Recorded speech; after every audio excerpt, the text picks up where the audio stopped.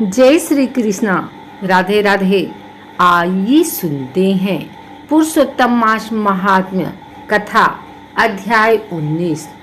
श्री सूत जी बोले, हे तपस्वियों, इस प्रकार कहते हुए श्री नारायण को मुनि श्रेष्ठ नारद मुनि ने मधुर वचनों से प्रसन्न करके कहा, हे ब्राह्मण तपोनिधि सुदेव ब्राह्मण को प्रसन्न विष्णु भगवान ने क्या उत्तर दिया, सो हे तपोनिधि कहिए। श्री नारायण बोले, इस प्रकार महात्मा सुदेव ब्राह्मण ने विष्णु भगवान से कहा। भक्तवत्सल विष्णु भगवान ने वचनों द्वारा सुदेव ब्राह्मण को प्रसन्न करके कहा।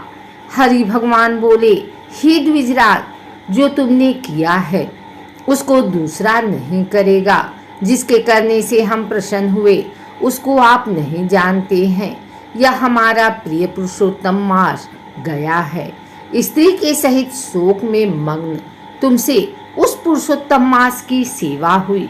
हे तपोनिधि, इस पुरुषोत्तम मास में जो एक भी उपवास करता है, हे द्विजोत्तम, वह मनुष्य अनंत पापों को भस्म कर विमान से वैकुंठ लोक को जाता है। सो तुमको 1 महीना बिना भोजन किए बीत गया और असमय में मेघ के आने से प्रतिदिन प्रातः मध्याह्न सायं तीनों काल में स्नान भी अनायास ही हो गया। हे तपोधन, तुमको 1 महीने तक मेघ के जल से स्नान मिला और उतने ही अखंडित उपवास भी हो गए। शोक रूपी समुद्र में मग्न होने के कारण ज्ञान से शक्ति से हीन तुमको अज्ञान से पुरुषोत्तम का सेवन हुआ।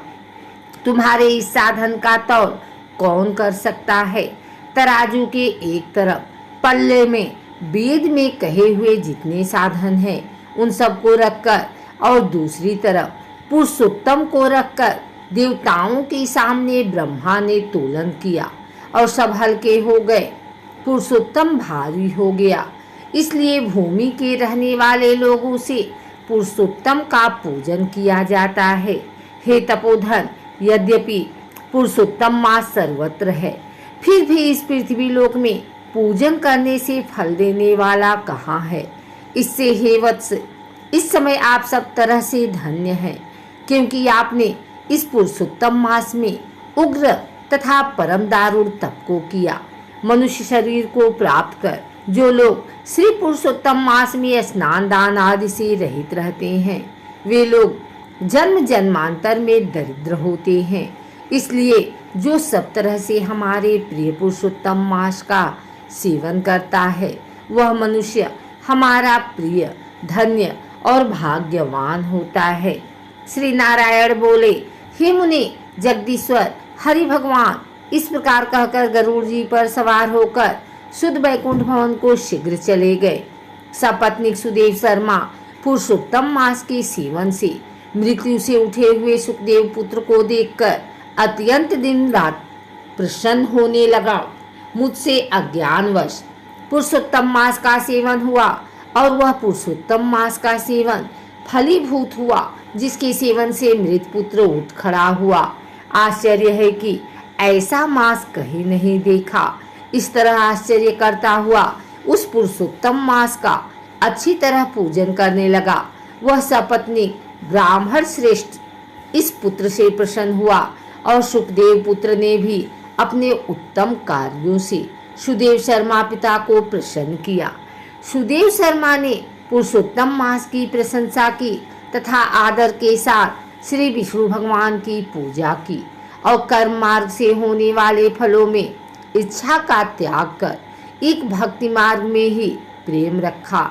श्रेष्ठ पुरुषोत्तम मास को समस्त दुखों का नाश करने वाला जानकर उस मास के आने पर स्त्री के साथ जब हवन आदि से श्री हरि भगवान का सेवन करने लगा।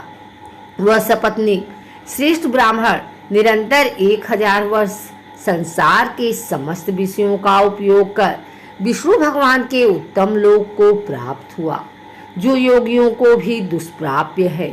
फिर यज्ञ करने वालों को कहाँ से प्राप्त हो सकता है। जहाँ जाकर विष्णु भगवान के सन्निकट वास करते हुए शोक के भागी नहीं होते हैं, वहां पर होने वाले सुखों को भोगकर गौतमी तथा सुदेव शर्मा दोनों स्त्री पुरुष इस पृथ्वी में आए। वहीं तुम सुदेव शर्मा इस समय धनवा नाम से प्रसिद्ध पृथ्वी के राजा हुए। पुरुषोत्तम नाम के शिववंश के समस्त सिद्धियों के भोक्ता हुए। हे राजन, यह आपकी पूर्व जन्म की पति देवता गौतमी ही पटरानी है। हे भूपाल, जो आपने मुझसे पूछा था सो सब मैंने कहा, और सुखपक्षी तो पूर्व जन्म में जो पुत्र सुखदेव नाम से प्रसिद्ध थे, और हरि भगवान ने जिसको जिलाया था वह 12,000 वर्ष तक आयु भोग कर बैकुंठ को गया। वहां वन के तालाब के समीप बट वृक्ष पर बैठकर पूर्व जन्म के पिता तुमको आए हुए देखकर मेरे हितों के उपदेश करने वाले प्रत्यक्ष मेरे दैवत विषय रूपी सर्प से दूषित संसार सागर में मग्न इस प्रकार पिता को देखकर और अत्यंत कृपा से युक्त वह सुखपक्षी विचार करने लगा कि यदि मैं इस राजा को ज्ञान का उपदेश नहीं करता हूँ तो मेरा बंधन होता है। जो पुत्र अपने पिता को पुन्नाम नरक से रक्षा करता है वही पुत्र है। आज मेरा यह श्रुति के अर्थ का ज्ञान भी वृथा हो जाएगा, इसलिए अपने पूर्व जन्म के पिता का उपकार करूंगा। हे राजन, धनवा इस तरह निश्चय करके वह सुखपक्षी वचन बोला। हे पाप रहित राजन, जो आपने पूछा सो यह सब मैंने कहा। अब इसके बाद पाप नाशनी सरयू नदी को जाऊंगा। श्री नारायण बोले। इस प्रकार बहुत समय तक उस प्रसिद्ध यशस्वी राजा धनवा के पूर्व जन्म का चरित्र कहकर जाते हुए वाल्मीकि मुनि की प्रार्थना कर असंख्य पुण्यवान राजाओं का राजा वाल्मीकि मुनि को नमस्कार करता हुआ कुछ बोला।